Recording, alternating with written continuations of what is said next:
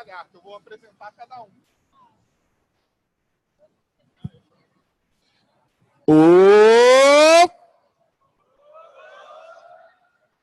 Mais uma.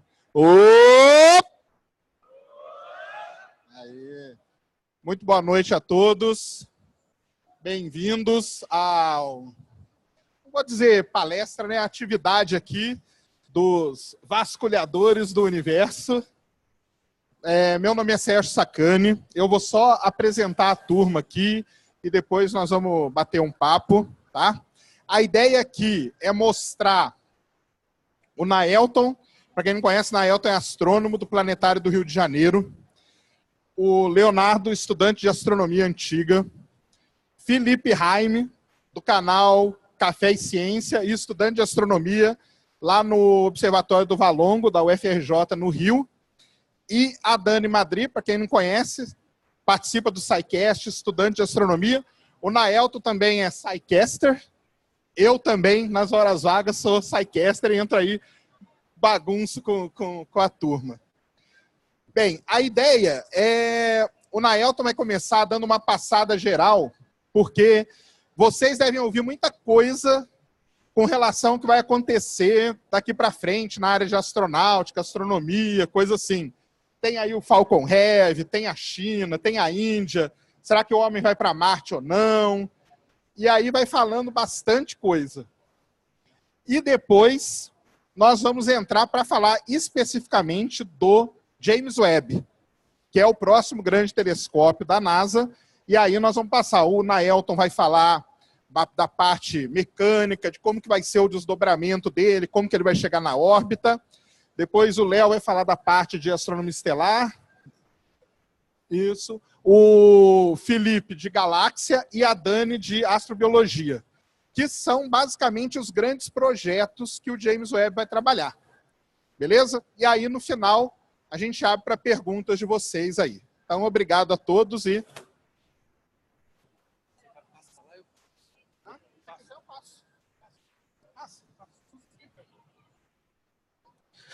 Olá, gente.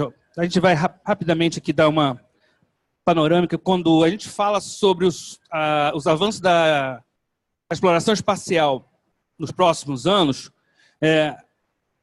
de uma década para cá, muita coisa mudou. Quanto mais para trás você for olhando as previsões que o pessoal fez, vai vendo cada vez que foram cada vez mais erros, missões adiadas, abolidas, esquecidas, abandonadas, dependendo do vento da política que vai estar direcionando os países, né? A gente começa pela NASA aqui só porque a NASA tem essa badalação toda, mas hoje em dia a gente sabe que a NASA não é o único órgão, a única agência espacial. Isso aqui foi tirado da página da NASA quando perguntam sobre o futuro, né? O que há de novo para a NASA fazer. E eles colocam de uma forma muito genérica esses 6 pontos aqui, né? Que é quase tudo, né? Só o primeiro já resolve tudo. Sistema solar e além, acabou. Não precisava falar mais nada, né? Enviando humanos para o sistema solar, ou seja, missões tripuladas, que é o que dá o Ibope, né? Apesar que em conteúdo de ciência é quase nenhum, mas em termos de Ibope tem muito. A estação espacial que está dentro desse contexto também, né? A parte aeronáutica, muitas pessoas não devem saber que um desses A do NASA ali é a aeronáutica, né? A National Aeronautical Space Agency, né? A parte de desenvolvimento de aeronaves, a tecnologia que vai ser produzida, né? Que não foi roubada de discos voadores, né? A gente já sabe que é tecnologia de verdade, não é arquivo X, né? E pesquisa na Terra, que é uma coisa muito forte sobre a parte de pesquisa espacial. Bom, isso aí é um resumão do que coloca na página da NASA, eles falando sobre os próximos anos, e eles vão citando algumas coisas que a gente vai falar depois aqui. Ou seja, que eles falando tudo, nós vamos fazer tudo. Eu achei interessante que eu encontrei um artigo, agora o contraponto, né, da revista da BBC, da televisão BBC, com 3 especialistas de espaço, né, um do Instituto de Política Espacial americano, outro que é ex-engenheiro da NASA e da revista Spaceflight, e uma professora da Open University da Grã-Bretanha. E olha só como a coisa ficou diferente, né? O homem vai voltar à Lua, mas ainda não vai voltar para Marte nessa década. Por mais otimista que todo mundo fale aí, né? não é dessa década ainda. Inclusive, quem fala isso foi o ex-engenheiro da NASA, falando que a principal nave espacial americana para esse propósito, que é a Orion, ainda não tem autonomia maior do que 3 semanas. Ou seja, você manda em 3 semanas e os astronautas morrem nos outros meses, né, para chegar a Marte. Então, ainda não é essa década ainda que o homem vai chegar a Marte. Quem está em evidência? Quem está em destaque? A China e a Índia. Então, já começamos a esquecer essa história de NASA. A gente está vendo a China avançando a passos largos para a Lua, né, para a estação espacial, para fazer uma estação espacial permanente, que, inclusive, provavelmente vai substituir a estação espacial, que está com um futuro meio incerto. O próprio engenheiro da NASA, o editor da revista Space Flight, falou que a estação espacial, em breve, na próxima década, vai estar completando já 20 anos de construída, perto do seu limite, vamos assim, de planejado, e os investimentos não estão lá, essas coisas, apesar da NASA colocar vários projetos que serem executados na Estação Espacial Internacional. Mas está tudo indicando, inclusive as agências espaciais europeias já estão conversando com os chineses para colocar os seus astronautas na próxima estação chinesa. Essa que está aí agora está caindo, né? Mas eles vão fazer uma outra em breve e, curiosamente, os próprios americanos não confiam muito na permanência da Estação Espacial Internacional, que é americana também só no nome, né? Porque os módulos dela são todos, vocês viram, quem estava aqui na lição, na palestra sobre voos tripulados, viu que ela é feita praticamente de peças da Mir, né? Versões modernosas da Mir. E o homem continua, aí termina de uma maneira quase Jornada nas Estrelas, o homem continuará audacioso. Só para dar um tom de otimismo, porque no final a coisa ficou meio pesada, né? Aqui tem algumas dos projetos que também estão nessa mesma página da NASA, dizendo que futuramente vai ser feito. Várias sondas espaciais, vocês veem várias vezes indicado aqui a estação espacial ainda, só os americanos que ainda acreditam que a estação espacial vai ter uma importância grande nas próximas décadas. Ou seja, se não se fizerem alguma coisa, realmente daqui a uma década a estação espacial não vai ser mais aquela referência, precisa de ser, vamos dizer assim, uma reformazinha, né? Outras coisas interessantes, ali em cima, não sei se está dando para entender, mas é uma sonda que vai ser enviada para um asteroide. Tá? Já teve sondas que pousaram em asteroide, a primeira que pousou não era americana, era japonesa, Hayabusa. Estão planejando uma próxima agora, que inclusive pousou e trouxe material desse asteroide. A sonda que fez um grande sucesso pousando num cometa também não era americana, era Rosetta europeia. Então vamos pensar, a NASA é uma grande agência espacial, mas apenas uma delas. Tá? Nós temos aqui uma parte do telescópio espacial James Webb. O James Webb, por muitas vezes, foi considerado como o sucessor do telescópio espacial Hubble. Mas ele não é o sucessor porque, primeiro, que ele não funciona nem na mesma faixa de eletromagnética. Ele não é um telescópio óptico. Aqui do lado, depois eu posso dar referência para vocês, tem um infográfico com a previsão para os próximos, sei lá, 30, 40 anos de projetos espaciais. É muita coisa aí que chega a ser fantasiosa, né, e que certamente já perdeu a data, né? A gente bancar o futurista, né, o profeta, correr o risco de não acertar mesmo, né? Mas o que a gente teria para a próxima década, né? Aquela sonda ali está representando duas sondas, a Keops e a TESS, que são sondas para asteroides. Na próxima década, várias sondas estão planejadas para contornar, pousar e até trazer material de asteroides. Então, é uma coisa que está bem em evidência. O telescópio espacial James Webb, que é o que a gente vai dar ênfase aqui, que em termos de conteúdo científico, é o que vai trazer mais coisas para a gente, né? A data que está ali é 2018, mas já foi adiado para 2019, então já começou a profecia a acabar, né? É mais ou menos aquela profecia de final de ano que os profetas fazem lá. Este ano vai morrer um grande artista da televisão. Esse ano um time de futebol vai ser campeão, né? Então, a previsão profética é por aí, né? Outra coisa interessante aqui, 2019 já estão prevendo que iam lançar veleiros solares para Júpiter. Eu já começo a desconfiar que isso também não vai se realizar. Tem mais coisas aqui, mas nós vamos ficar no James Webb. O que o James Webb tem de diferente do Hubble? Primeiro que ele tem um espelho muito maior. Segundo que ele não trabalha no óptico, mas trabalha no infravermelho. O infravermelho Então, quando vocês verem aquelas fotos coloridas, bonitas e tal, o pessoal vai explicar para vocês que não é bem assim, não é exatamente aquilo que está sendo visto ali, porque a gente não enxerga em infravermelho, salvo que exista algum super-herói por aqui escondido, disfarçado. Mas deve ser Marvel, né? Porque DC não tem essa competência. E o super-homem, pronto, depois ele me pega lá fora. Mas uma das coisas interessantes, eu vou falar um pouquinho agora sobre a técnica, sobre a máquina James Webb. Depois eles vão falar sobre a ciência que esse James Webb vai levantar. Uma das coisas interessantes, um telescópio infravermelho, ele tem que se proteger de radiação que não seja o objeto que ele vai observar. Então ele não pode apontar nunca, jamais, para o Sol. Mas a luz da Terra também atrapalha. A luz da Lua também atrapalha. Então ele vai para mais longe da Lua. Vamos passar o vídeo? Tem um videozinho aqui que passa o lançamento do James Webb. Ele vai ter que ir para um ponto chamado ponto de Lagrange 2. É um ponto de equilíbrio dinâmico. Fica na linha que tem o Sol, a Terra, e ele vai ficar além, tá? Cento e tantos quilômetros de distância, de tal maneira que ele vai estar, a parte dele que voltada para o Sol vai estar protegida com aqueles painéis, são 4 painéis seguidos de proteção solar, né? O telescópio vai estar sempre apontado na outra direção oposta ao do Sol, para que ele não pegue radiação do Sol e não pegue radiação infravermelha, nem da Lua. Esse aqui é o foguete que vai ser usado, é o Ariane 5, é um foguete europeu, vai ser lançado da Guiana. Tá? A previsão era para esse ano, agora passou para o ano que vem. Ele funcional, com todos os seus painéis desdobrados, ele ocupa mais ou menos o espaço de uma quadra de tênis. Tá?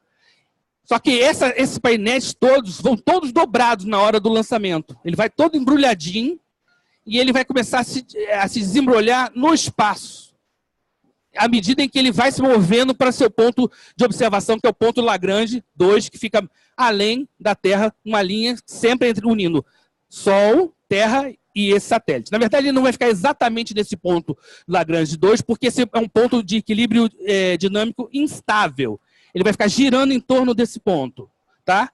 Então, a gente vê que ele abrindo, ele vai ter que ter painéis solares para usar a energia solar, mas vai ter que ter esse tipo de um parasol, que vai proteger ele da luz do Sol. O espelho dele também vai dobrado. Então, ele chegando no espaço, ele vai desdobrar esse espelho, que já é feito com vários setores hexagonais, né? Painel solar abrindo, isso quase toda a sonda tem que fazer, né? Ele vai todo embrulhado como se fosse um origami, e vai se abrindo no espaço. Isso vai demorar vários dias acontecendo, né? E todo mundo, cada dobrinha feita, o pessoal vai soltar fogos de artifício, torcendo, porque é muita coisa que pode dar errado. Eu estava conversando com os colegas. Né? É muita dobrinha, é muita coisa fechada. Olha lá, o painel que vai proteger ele do Sol. Isso é o setor mais importante desde o satélite infravermelho. Os satélites infravermelhos, geralmente, carregam dentro deles um compartimento com nitrogênio líquido, ou hélio. Isso vai manter a temperatura baixa, um equilíbrio criogênico, para que o sensor infravermelho possa captar os objetos que ele vai observar. Esse não. Ele vai usar esse painel, que vai todo dobradinho, né? E vai proteger ele da luz do Sol. São 4 painéis separados uns dos outros. No espaço tem o vácuo, então um painel não vai aquecer o outro, né? Se tudo der certo, ele vai desdobrar isso. Aqui o caminho dele, ó, passando pela Lua, e depois ele vai chegar nessa distância, que é a distância do L2.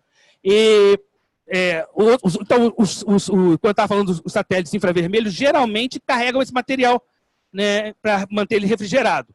Ele não, ele vai ter dentro dele uma espécie de um freezer, vamos dizer assim, né, um cooler, que vai manter a temperatura baixa. Ele precisa funcionar sempre com temperaturas muito baixas para que ele possa captar objetos tênues e que não haja ruídos que atrapalhem.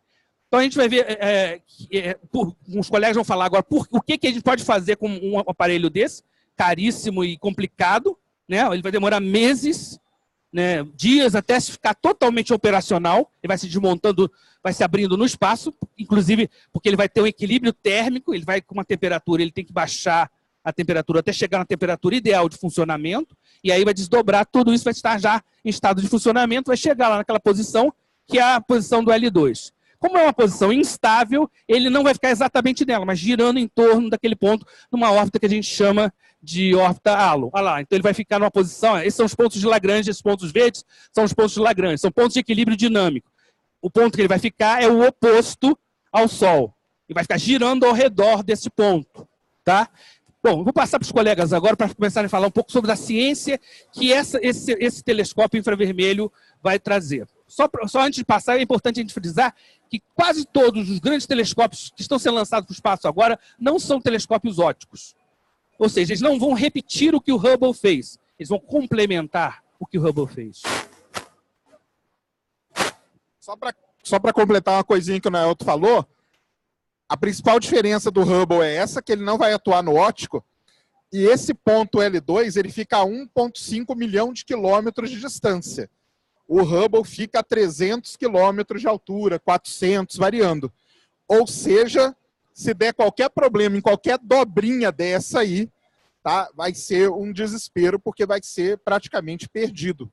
Tá? E não existe uma missão de serviço para ir até o James Webb e arrumar ele, igual o Hubble teve 4 que conseguiram arrumar ele, porque ele foi feito para isso.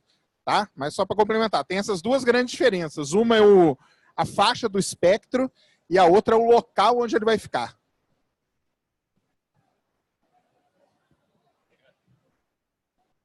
Boa noite a todos e a todas.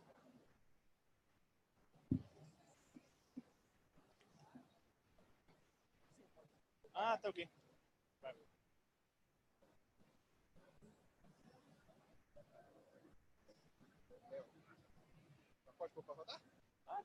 Só vou explicar o que a gente vai ver, né?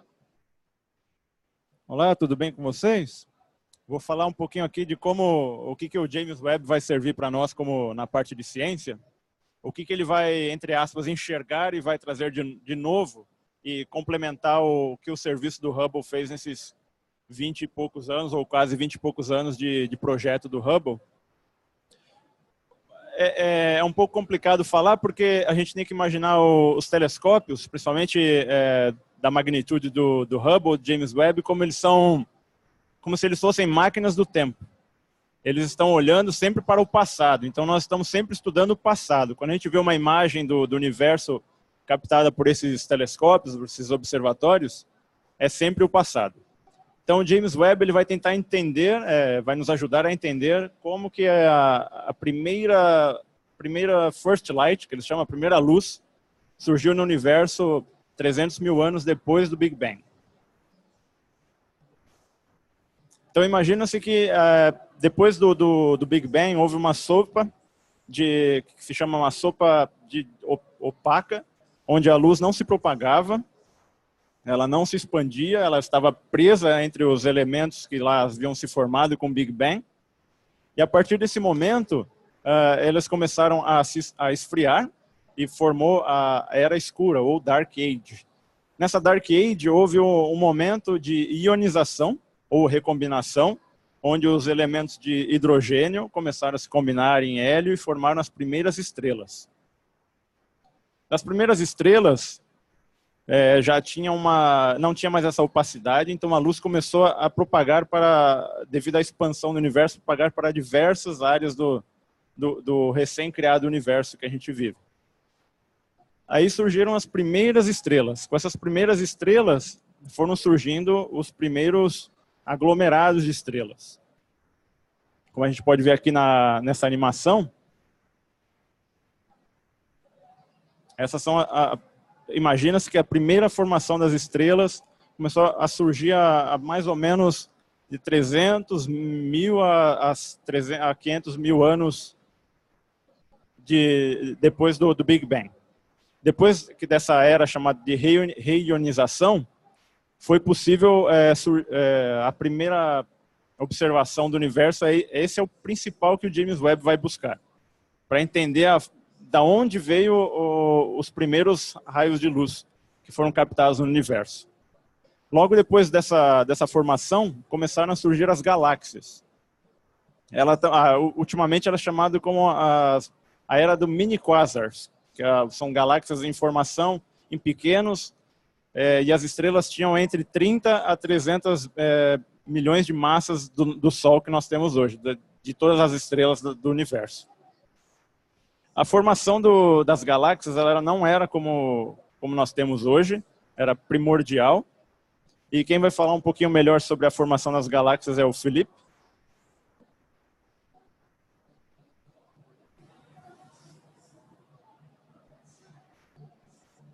Boa noite a todos.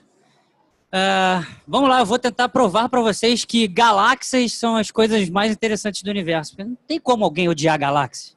Eu só queria complementar um negócio que o Léo falou, que é importante que a gente questione as coisas e saiba comparar o que é a parte teórica da parte observacional. Porque aquelas estrelas, e até mesmo agora com as galáxias, a gente tem que questionar. Porque qual é a diferença dessas estrelas antigas, dessas estrelas mais velhas, para essas estrelas que a gente observa agora? Elas eram mais massivas, mais quentes, mais frias? Qual era a densidade dela? Tudo isso faz parte do estudo da astrofísica. E é necessário entender tudo isso porque, bom, a gente quer exatamente entender como funciona o nosso universo, correto?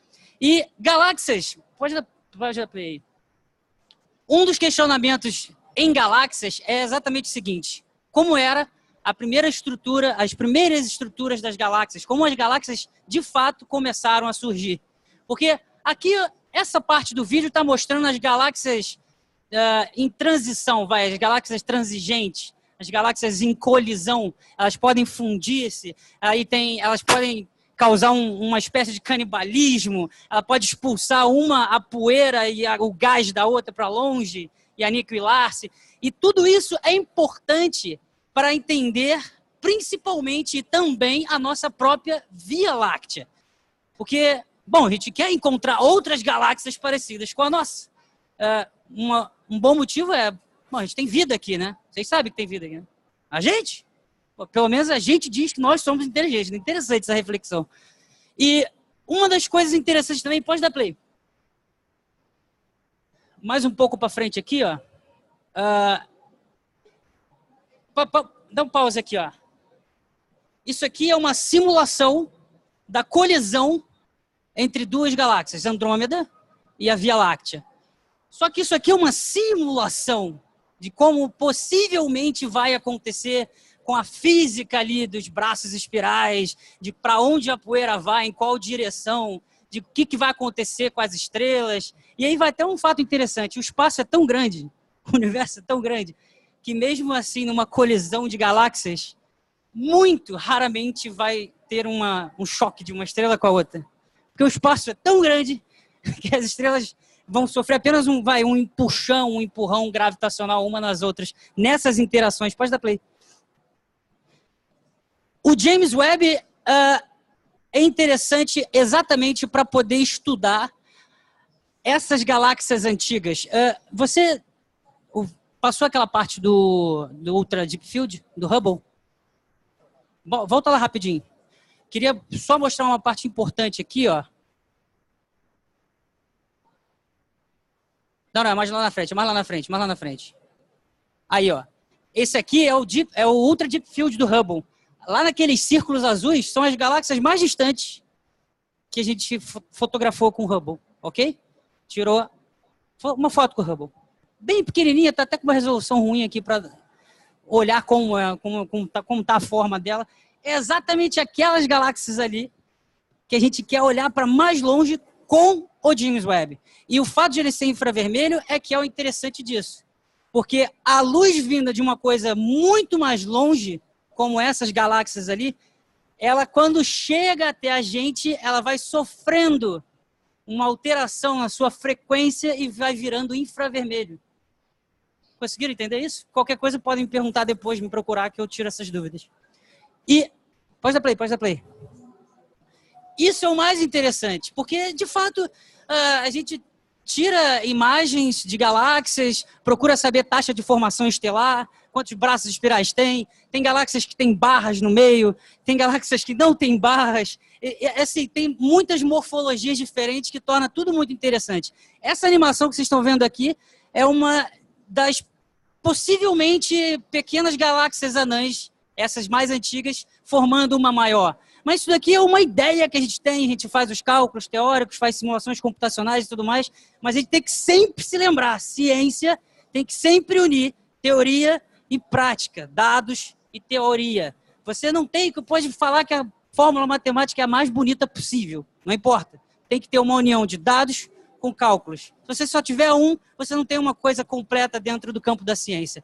Aqui é uma simulação muito interessante de colisão de galáxias, porque faz uma comparação entre simulação computacional com observação. E ele até muda a perspectiva, tá vendo? Ó, simulação virou uma foto que a gente tirou. E tudo isso aqui faz parte do estudo de entender como as galáxias se formam, por que as galáxias chegaram ao que elas estão na sua forma agora, como é que acontece toda a vida da galáxia, desde seu nascimento até a morte. São questões que os astrônomos estudam agora, nos maiores institutos de pesquisa de astronomia, todo mundo. E uma das coisas também importantes é que se a gente entender como as galáxias surgem, é mais um passo, ou pelo menos um pequeno passo, para começar a entender se, de fato, pode haver uma outra vida pelo universo. Porque tem até uma zona galáctica habitável, tem a ver com taxa de supernovas que podem acontecer na galáxia, que podem destruir os planetas e tudo mais, e aí não poder ter algum planeta dentro de uma zona habitável que possa reter líquido em sua superfície, que seria, então, capaz, possivelmente, de haver uma vida, mas esse assunto vai ficar para a nossa cara colega, amiga maravilhosa, Dani Madrid.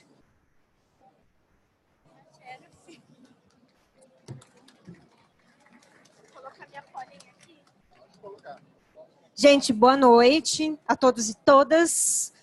Vamos para um momento que eu considero muito divertido a respeito do James Webb Space Telescope, porque a ciência tem que ser divertida, né?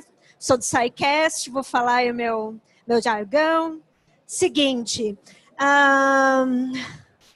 vamos começar por aqui. Bom, o Felipe pegou, ele estava falando sobre as galáxias, sobre a questão até puxando aí um pouquinho das galáxias, do que sobra desse processo todo, nessa questão da poeira residual, e perguntas clássicas da astronomia de como realmente são formados os planetas, por exemplo, tem muito a ver com esse tema científico que o James Webb traz, tá? E uma das coisas mais legais de como o James Webb pelo menos entende, né, pretende fazer essa leitura dessas evidências através do infravermelho, como já foi colocado um pouco pelo Naelton, é que o infravermelho ele consegue ler através dessa poeira, por exemplo. E vendo através dessa poeira, deixa eu já mostrar para vocês, depois a gente volta ali no sistema trapista. Olha só que interessante, essa aqui é uma imagem dos pilares da criação, é uma imagem do Hubble. E aqui o Hubble enxergando com o que a gente chama de luz visível, né, já é uma imagem maravilhosa. Mas o que a gente vê aqui? Porque é muito legal quando a gente pensa o que a gente tem de evidência. Quais são esses benditos desses dados se o meu laboratório é o cosmos? Meu laboratório é o universo, eu olho para essa imagem, sinceramente, acho maravilhosa. Inclusive, acho que daria uma maravilhosa tatuagem, tá? Mas o que a gente vê de evidência? Que a gente está vendo poeira, a gente vê gases, tá? A gente consegue entender muita coisa da astroquímica disso aqui, de elementos, né? Que é muito interessante, a gente já vai voltar nessa parte de elementos químicos. Mas olha só que interessante a leitura, né, visual aí do mesmo local aí no cosmos, só que lido pelo infravermelho. É uma riqueza de outros astros, de outros corpos celestes, né? Para a gente conseguir entender o que seria estou tentando lembrar aqui, um birthplace of stars, um local de nascimento das estrelas, né? Usa-se às vezes a palavra berçário de estrelas, né? Então a gente consegue entender formação de estrelas, posteriormente formação de planetas, né? Então assim, o James Webb, ele é, como até o Naelton colocou a palavra, ele é muito audacioso. Ele quer muito, ele é gigantesco, então ele quer ir atrás de muita coisa, né? Voltando aqui para o sistema trapista, eu escolhi isso aqui pelo seguinte: essa parte do James Webb trata essa parte, né, esse tema científico, né, mais um aí da lista do James Webb, trata principalmente da busca por outros mundos, né? Isso aqui é uma imagem também, claro que é uma representação artística do sistema que foi batizado de Sistema Trapista 1, ou TRAPPIST-1, e foi localizado pelo Kepler, pelo telescópio Kepler, o ano passado. Isso aqui foi divulgado em 2017, e um dos, como que eu vou dizer, dos locais principais que o James Webb pretende observar realmente é esse sistema. Por quê? Porque existe grande chance, aliás, eu recomendo o vídeo mais recente do Space Today, do Sérgio Sacani, falando sobre possíveis elementos aí em relação aos biomarcadores da vida, tá, nesse sistema. A gente muito provavelmente aqui tem planetas gasosos também, mas também tem planetas rochosos. E aí onde cria-se mais interesse de planetas similares a algumas das condições do planeta Terra. Então já começa aquela coisa de imaginar novos mundos, ou como Stephen Hawking bem coloca, será que a gente já tem que achar um para fazer a mudança, né? Então James Webb também vai olhar para essa região com certeza, principalmente para coletar evidências das atmosferas desses planetas. Através dessa leitura, voltando aí para a astroquímica, a leitura das atmosferas, né, de certas cores aí residuais, cores das ondas eletromagnéticas também, a gente consegue fazer a leitura dos elementos, né? Então, quais elementos compõem essa atmosfera? Dentre eles estão alguns dos demarcadores, os biodemarcadores de existência de vida, de possibilidade aí de um oxigênio, quem sabe, né? Um planeta aí possivelmente respirável, habitável. Né, são essas as perguntas, algumas das perguntas mais legais da astronomia na minha, né, humilde opinião. Então, o James Webb, ele pensa grande, como vocês puderam notar, né? Ele vai coletar aí evidências de um tudo, e se realmente der certo, vamos torcer para que dê, em termos da parte, vamos dizer, laboratorial que o universo pode prover, muito rico o campo. Funcionando, a gente realmente vai ter anos e anos aí de pesquisa em cima dos dados que o James Webb vai fornecer. É isso, gente. Obrigada.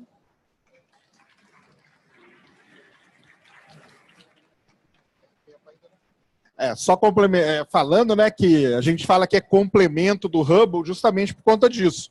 O Hubble, ele já observou galáxias muito distantes, ele fez aquela imagem, só que tem coisa mais distante ainda. Então você pega o James Webb e vai mais para fundo no universo, tá? No caso de astrobiologia também, já existem exoplanetas estudados. Agora a gente quer estudar mais a fundo. O que faz? Dá lá para o James Webb que ele estuda. No caso de estrelas, também a mesma coisa. É uma dúvida como isso surgiu. E esses temas que a gente separou aqui, isso aí já está listado. Os primeiros projetos, nos primeiros meses que o James Webb vai estar em funcionamento, ele já vai estar focado, separaram acho que 11 projetos para ele já começar a trabalhar. E são exoplanetas, galáxias e basicamente as primeiras estrelas. Por isso que a gente separou para trazer aqui para vocês. Mas vocês viram lá no começo que é um origami complicado para desmontar. Por isso que ele está sendo muito testado. O lançamento ia ser agora e foi adiado para entre março e junho de 2019. Aí alguém pode perguntar, mas por que foi adiado? Porque a NASA está fazendo boa parte do James Webb, mas a Agência Espacial Europeia participa também. O Ariane, tudo isso aí é ao lado da Agência Espacial Europeia. E ela tem os protocolos dela. Para ela lançar o James Webb, a NASA tem que entregar para ela tudo pronto um ano antes do lançamento. Então, não dava para ser esse ano, porque o James Webb acabou de sair da câmara criogênica, onde ele foi testado, uma parte dele, lá em Houston. Agora ele vai ser unido com aquele escudo de calor gigantesco, testado de novo, se tudo der certo, ele é dobrado e levado para a Guiana Francesa, onde ele vai ser lançado. Tá? Então tem toda uma complicação atrás aí. Agora podem, aberto aí para quem quiser fazer perguntas.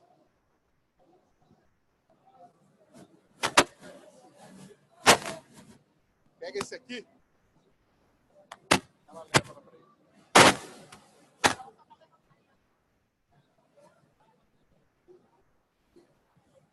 Boa noite.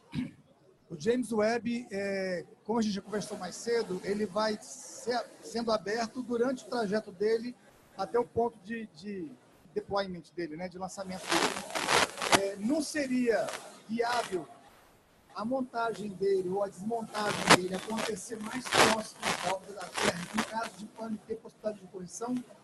Porque depois que ele passar da órbita da Lua, é praticamente impossível a gente chegar lá e tentar fazer uma manutenção.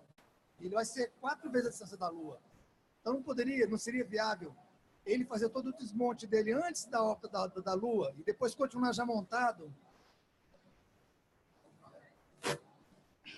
Até ir para a Lua é difícil. Eu sei, mas lá dá para dar a volta e não, voltar, não dá. Né? Não tem uma missão para a Lua há muito tempo. Você lembra disso? Sei. Então, outra coisa. Se você associar para essas coisas num processo que tem centenas de coisas que podem dar errado, tem um cara chamado Murphy, que diz ele que se algo puder dar errado, acontece da pior maneira possível no dia que você estiver com dor de barriga. Então, quer dizer, imagina isso tudo se desdobrando rapidamente. Não digo rapidamente, podia ser mais lento. Não pode, porque tem a questão térmica também. Ele tá saindo e ele não está na temperatura que ele tem que funcionar. Ele tem que estar uma temperatura mais baixa possível. Quanto mais distante ele se coloca, mais frio ele vai estar, né? E quando esse painel se abrir totalmente e que vai bloquear ele, aí ele começa a abrir os espelhos. Não sei se você viu o filme ali. Ele abre os espelhos depois que abriu os 4 painéis. Então, seria muito interessante, seria muito legal desmontar. Mas se ele desmontar errado, sabe o que tem que fazer? Chorar. Foi o que aconteceu com a sonda Galileu, que foi enviada para Júpiter e o painel e a antena parabólica dela não se abriu. O que o pessoal fez? Trabalhando com a capacidade menor, criou um novo algoritmo para entender os dados e se trabalhou com menos dados. Ou seja, em astronomia que a gente chama de espaço profundo, não tem segunda chance, né? Não há muito o que você possa fazer. Então, não adiantava você fazer, se ele desdobrasse lá na Lua. Para criar uma missão para a Lua, é quase uma outra missão, é o preço de um outro James Webb. Então, realmente, é cruzar os dedos e torcer que dê tudo certo.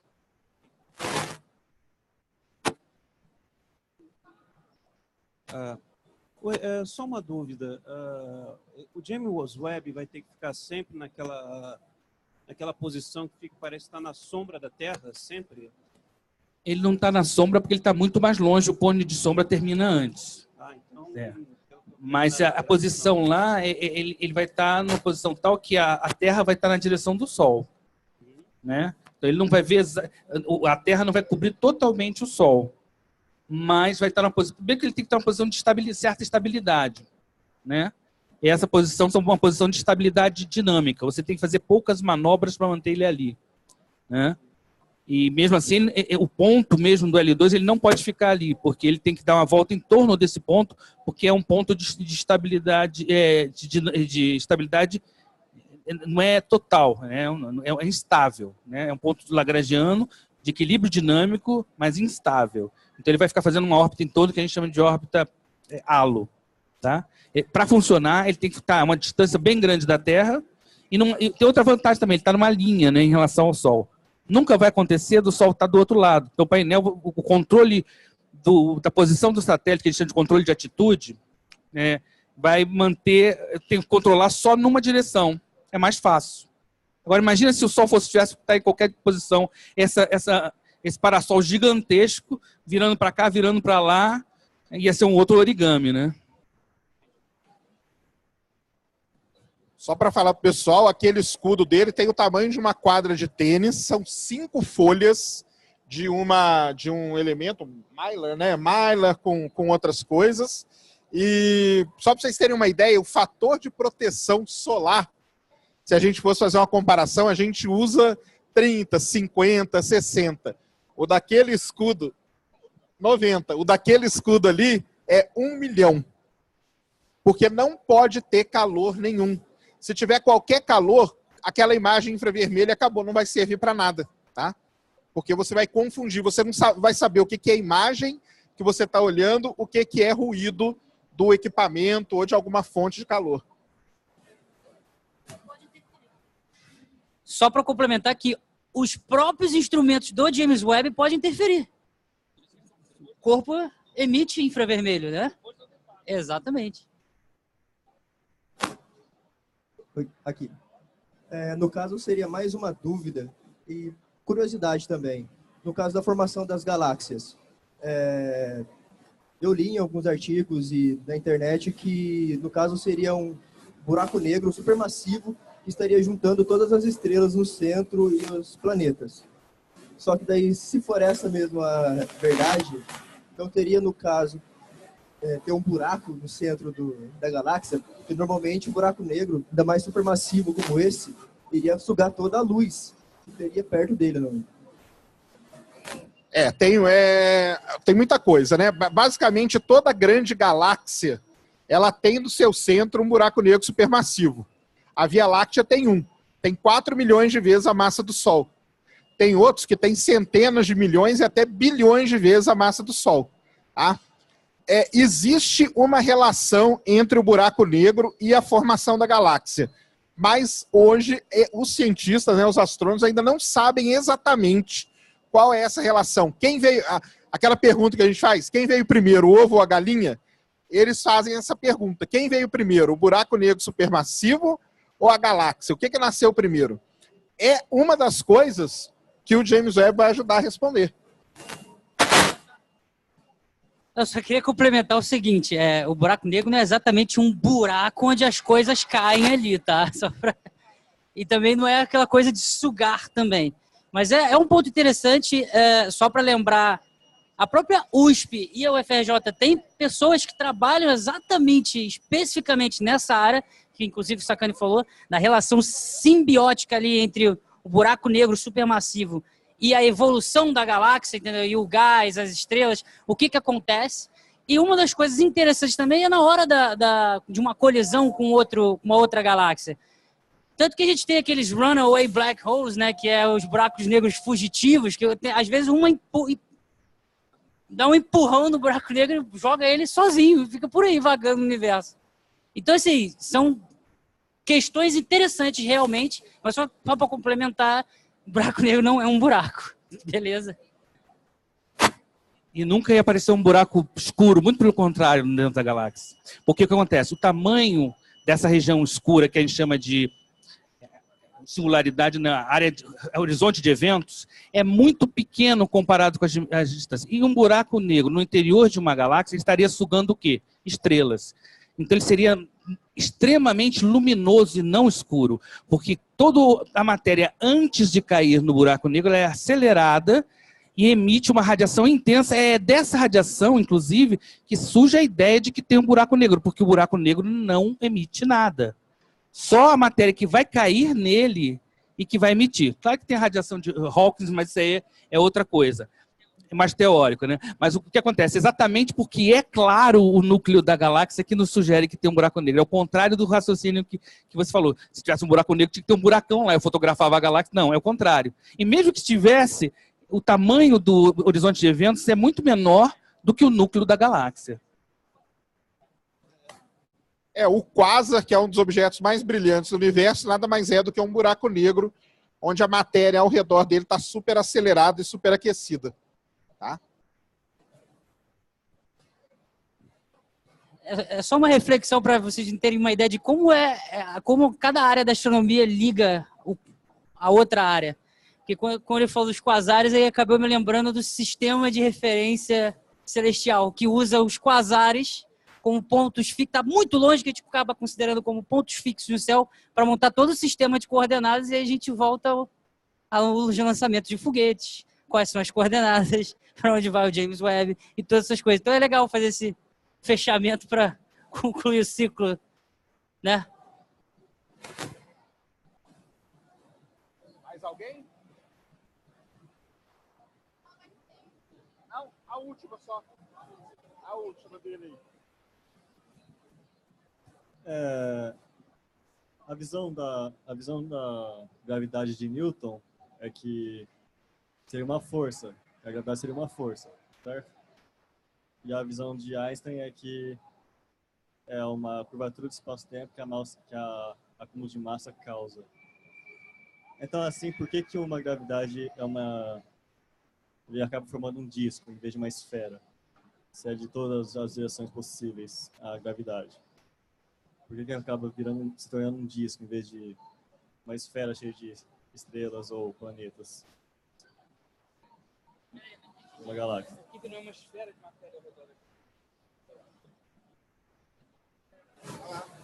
É um disco por causa da rotação da estrela. Ela tem uma rotação predominante em que a matéria que vai cair nela vai se distribuir nessa posição devido à conservação de momento angular. E só para complementar que você também tem os jatos ultrarrelativísticos diametralmente opostos sendo empurrados. Então acaba tendo... Nem todo buraco negro vai ter disco de James, mas o problema todo é a assimetria. Os jatos vão estar na direção do eixo de rotação e a matéria que vai ser atraída vai se distribuir num plano, porque ela não vai chegar logo de cara e ser atraída. Primeiro que a matéria que vai estar ali já vai estar num plano. Os planetas do sistema solar estão quase todos num plano. As nebulosas formadoras de planetas também formam discos. É uma questão da distribuição da rotação que criam uma distribuição plana. É tudo devido à conservação do momento angular.